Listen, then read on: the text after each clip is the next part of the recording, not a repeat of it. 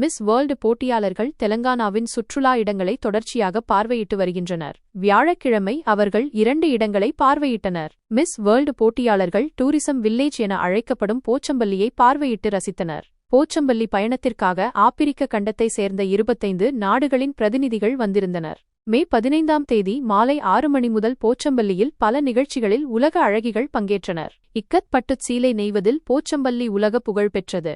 Miss world போட்டியாளர்கள் அங்குள்ள நெசவாளர்களுடன் பேசி சீலையை எப்படி நெய்கிறார்கள் என்பதை பற்றி தெரிந்து கொண்டனர். போச்சம்பள்ளி வீதிகளில் நடந்து மியூசியத்தை அழகிகள் பார்வையிட்டனர். அதற்குப் பிறகு அவர்கள் உள்ளூர் மக்களுடன் உரையாடினர். அதே நேரத்தில் யாதகிரிகுட்டா கோவிலுக்குச் செல்வதற்காக மிஸ் வேர்ல்டு போட்டியாளர்கள் கொண்ட இன்னொரு குழு தயாரானது.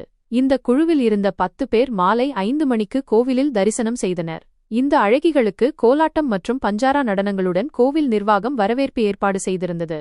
கோவில் சிறப்பு அதிகாரி கிஷன் ராவின் தலைமையில் அவர்கள் வரவேற்கப்பட்டனர். யாதகிரிகுட்டா கோவிலின் சிறப்பும் வரலாறும் பற்றிய ஒரு சிறப்பு நிகழ்ச்சி திரையிடப்பட்டது.